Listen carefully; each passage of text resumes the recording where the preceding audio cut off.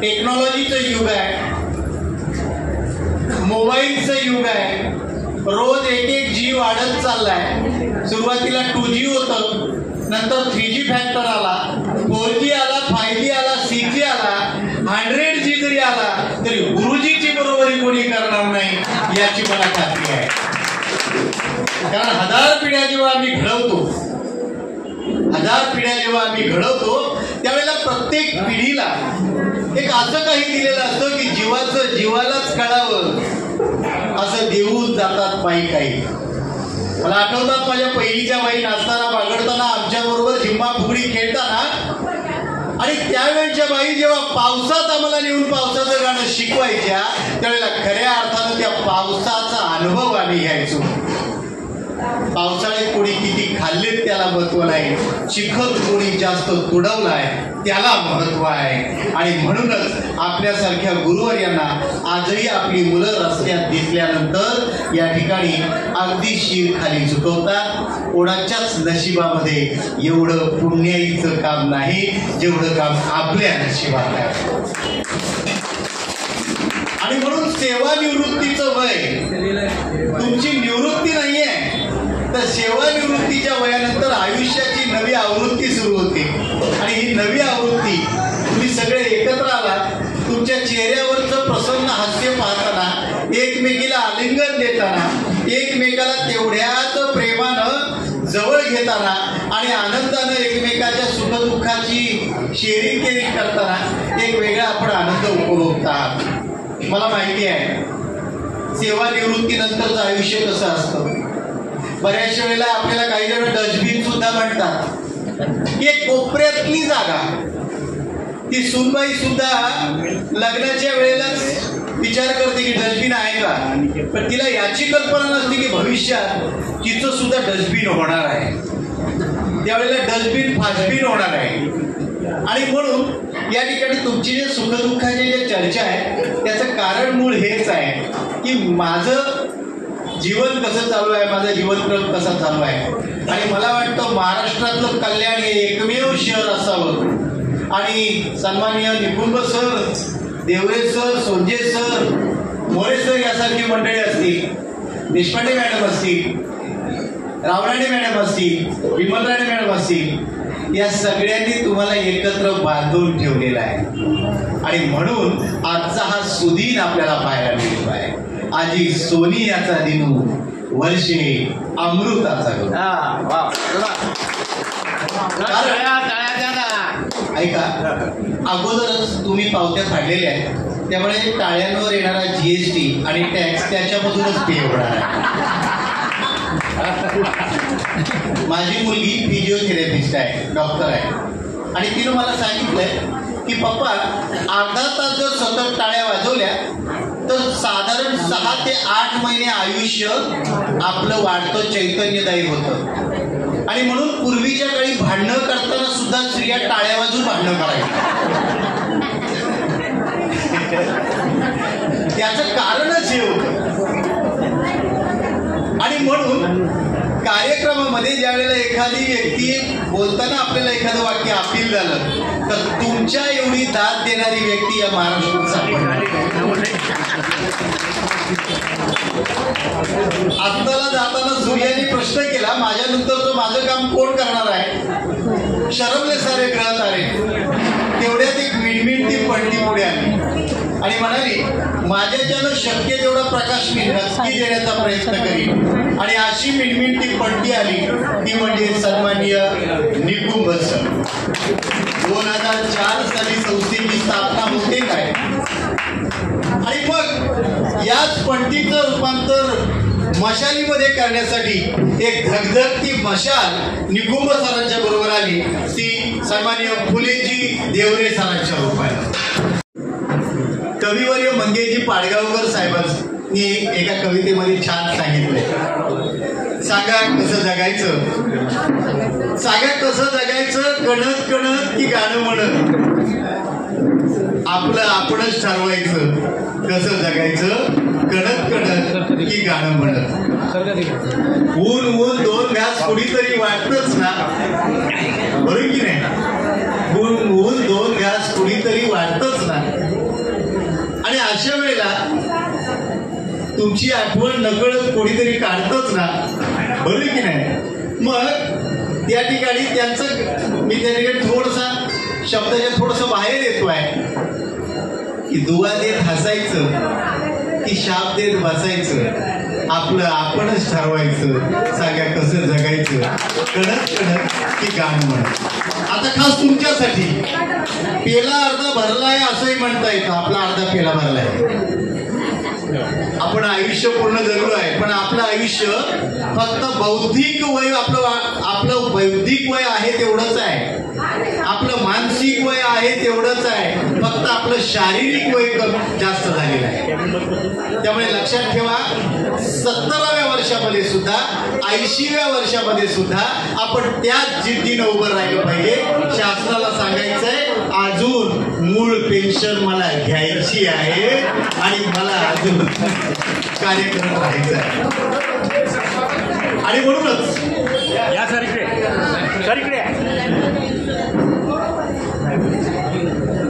सन्माननीय पाहुण्यांचं या ठिकाणी आगमन झालेलं आहे. सन्माननीय शिक्षण अधिकारी कल्याण डोंबिवली महानगरपालिका माननीय श्री विजयजी सरकडे सर यांचं आगमन झालं. मागच्या वर्षी सुद्धा सर या ठिकाणी आलो. सर आपलं शिक्षकांवर असणारं जे विलक्षण प्रेम आहे, खरंच तुम्हाला हॅट्स ऑफ, एकदा जोरदार टाळ्या. एवढा वेळात वेळ काढून आपण या ठिकाणी आला, यापेक्षा वेगळा आनंद कोणता.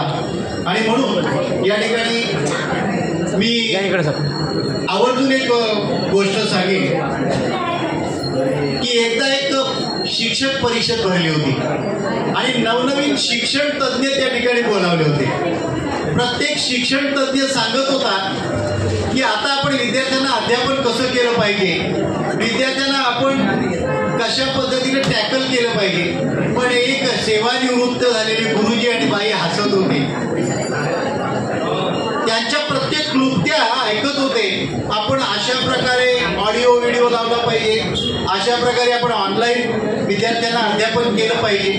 हे सगळं होत असताना 2 सेवानिवृत्त झालेले मॅडम होत्या आणि गुरुजी होते, दोघे गालातल्या गालात हसत होते. सगळ्यांना प्रश्न पडला, आम्ही एवढ्या ॲडव्हान्स टेक्नॉलॉजी सांगतोय, गुरुजी आणि बाई नक्की का असताय? म्हणून त्यांच्यातला एक जण उठला आणि म्हणाला, थांबा मी विचारतो. आणि त्या मॅडमना विचारलं, देशपांडे मॅडम जरा इकडे या ना, सांगा ना तुम्ही का हसत होता. आणि देशपांडे मॅडमचं उत्तर होतं, तुम्ही कितीही टेक्नॉलॉजीज वापरा, पहिलं तुमच्या मुलांचे आई बाप व्हा. आताचा शिक्षक आणि तुमच्या काळचा शिक्षक याच्यामध्ये मी टीका करत नाही, पण हा जमीन आसमानचा फरक काय सांगतो. तुमच्या काळातल्या पटावर असणाऱ्या प्रत्येक विद्यार्थ्याचं नाव तुम्हाला माहिती होतं. आता जर तुमची सून, आता जर तुमचा मुलगा जर शाळेमध्ये शिकवत असेल, त्याला सांगा की तुझ्या वर्गातल्या पोरांची 20 नावं सलग सांग. Teacher will fail to tell the proper names of the students. का? बाय हार्ट दिलं जातं ते शिक्षण. आणि म्हणून मला तुम्हाला सांगायचं आहे की तुमच्या जी पिढी तुमच्या काळातली जी आता सेवानिवृत्त आहे, ही खऱ्या अर्थानं प्रकाशाचे दिवे घेऊन आज आपण मशाली पेटवला आणि एक समाज घडवला, एक राष्ट्र घडवण्याचं कार्य आपण केलेलं आहे. आणि म्हणून आपल्याला हॅट्स ऑफ. मी पुन्हा बोलणारच आहे, खूप काही मी तयारी करून आलो आहे, पण तुमची मानसिकता थोडीशी गप्पा करण्याची आहे. मला सरांनी सांगितलंच होतं, मी सरांना म्हटलं मी छानपैकी सुगम संगीतचा माझा सेट आहे ऑर्केस्ट्रा घेऊन येतो, म्हणजे मग आपण बडबड कविता त्याच्यामध्ये ऐकू. आमच्या बाई ज्या वेळेला नाचायच्या, या बाईया बघा बघा कशी माझी बसली बया, ती बाहुली अक्षरशः नाचायला लागायची. त्या बाहुलीचं लक्ष दुसरीकडे असायचं, पण बाई तिला आमच्यात रमवून ठेवायची. आता मात्र बाहुली ऑनलाईन बघायला मिळते. आता बाहुलीचा खेळ बाजूला झालाय, पडद्यावर राहिलेला आहे आणि त्यामुळे सगळे पडद्यावरचे सूत्रधार झालेले आहेत. आता मला एवढंच सांगायचं आहे, 2 गोष्टी. माझ्या ज्यांनी माझ्या आयुष्याचा श्री गणेश केला त्या सन्माननीय कोठावदे मॅडम या ठिकाणी आलेले आहेत. माझं पहिलं भाषण ज्यांच्यामुळे सुरू झालं, एकदा त्यांच्यासाठी जोरदार टाळ्या वाजवल्या तर तो माझ्या मॅडमचा गौरव असेल. कोठावदे मॅडम जरा उभ्या राहा. कोठावदे मॅडम जरा उभ्या राहा. सर्वांना या मॅडमनं अभिनंदन धन्यवाद. मी कोबडा बोलायचो, रात्र शब्दाला लात्र म्हणायचो. या मॅडममुळे मी आज तुमच्या समोर बोलतोय. हे एक शिक्षक काय करू शकतो याची कल्पना आपल्याला आली असेल. आज मी नुसतं व्यासपीठावर उभे राहायचे 10,000 रुपये घेतोय आणि त्या 10,000 रुपयाची खरं श्रेय मॅडमला. धन्यवाद. मी आता तुम्हाला सगळ्यांना विनंती करेन की आपण सेवेत लागल्यापासून बऱ्याचशा पिढ्या घडवल्या आणि काही जण आपल्यातलेच काही शिक्षक आज घरी असतील, काही नाही येऊ शकले नसतील. पण जेव्हा आपले विद्यार्थी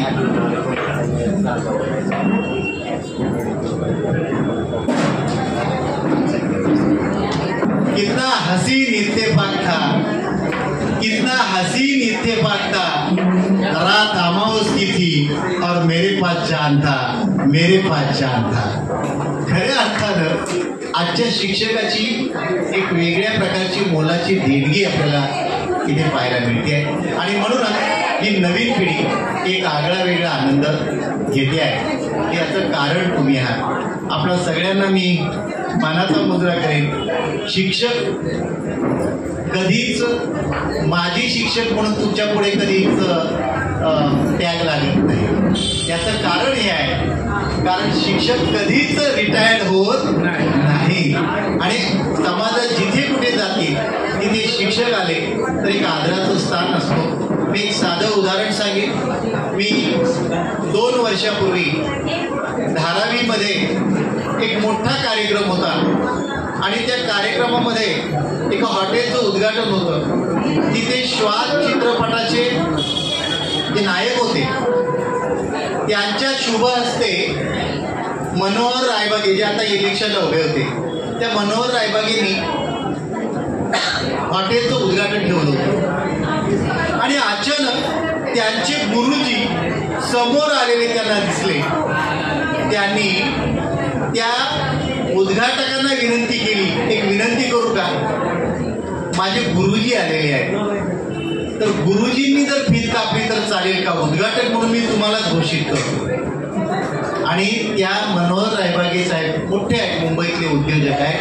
त्यांनी आपल्या गुरुजींच्या शुभ हस्ते त्या हॉटेलची फीत कापून घेतली. अक्षरशः त्या दिवशी गुरुजनांच्या गुरुदक्षिणेचा प्रत्यय त्या ठिकाणी आला, अनुभूती आपल्याला आली. म्हणजेच शिक्षक काय करू शकतो, एक शिक्षक काय करू शकतो तर पिढी तर घडवू शकतोच पण राष्ट्र उभारणीचं काम शिक्षक करू शकतो. आणि म्हणूनच आतापर्यंत जे राष्ट्रीय नेते झालेले आहेत तुम्ही जर कल्पना केली तर बरेचसे असे लोक आहेत की या लोकांमध्ये शिक्षक प्राणी, बरेच जण आम्हाला शिक्षक प्राणी म्हणतात पण सद्विचारी अलौकिक व्यक्ती आज त्यांच्याही मनामध्ये तेवढीच दिव्य वाद पेटवतो आहे किंवा तेवढंच एक महत्त्वाचं योगदान देते आहे. मागच्या जे जेवण बनवणाऱ्या ताई आहेत ना, ताई तुम्ही ऐका नाही तर गप बसून चपात्या लाटा.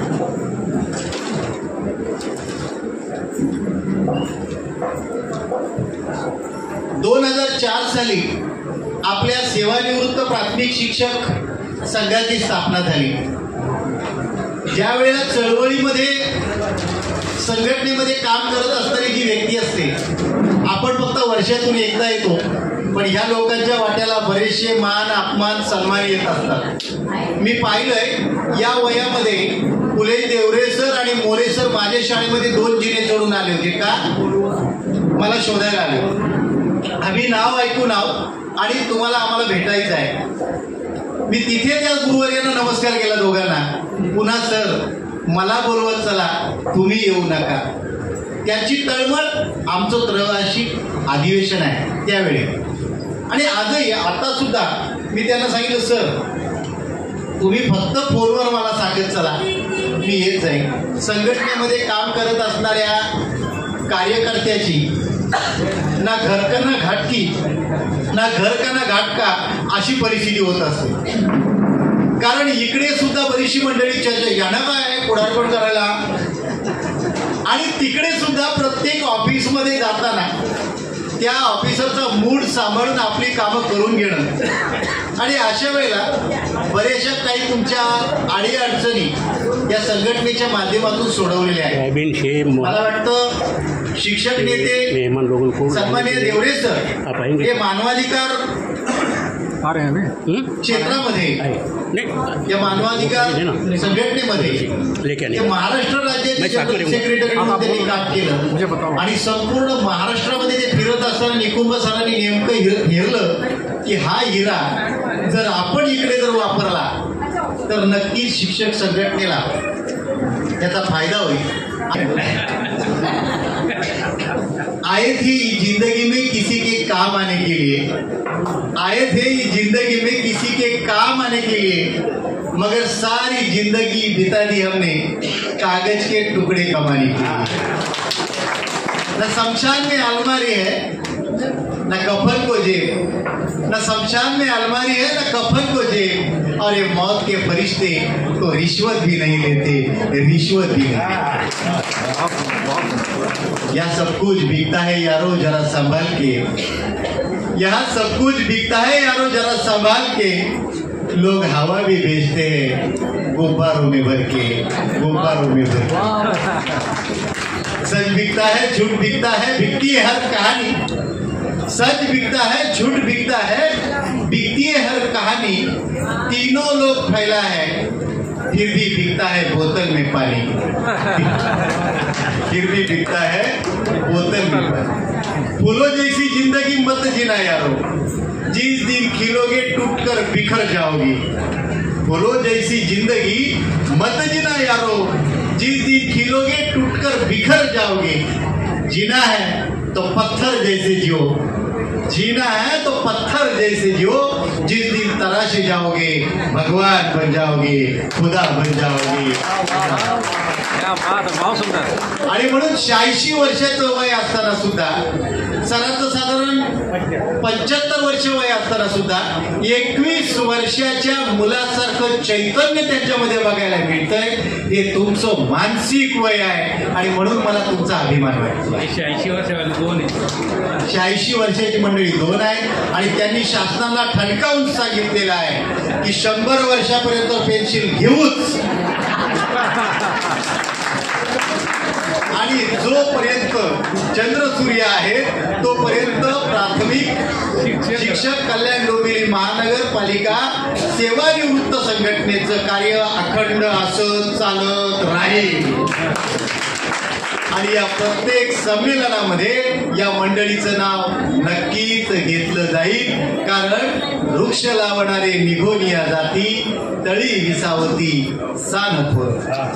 आणि अशा वेळेला म्हणजे 350-400 वर्षापूर्वीचा छत्रपती शिवाजी महाराजांचा काळ, आजही तो काळ आम्ही अनुभवतो आहोत. आजही राजांचं नाव घेतलं की आमच्या अंगावर अजूनही शहारे उभे राहतात. त्याचं कारण असं आहे की सर्व धर्म समभाव ज्यानं राबवला तो राजा शिवछत्रपती. राजांचं नाव शिवराय, जन्म शिवनेरीवर झाला म्हणून शिव, आणि राज्याभिषेक रायगडावर झाला म्हणून राय.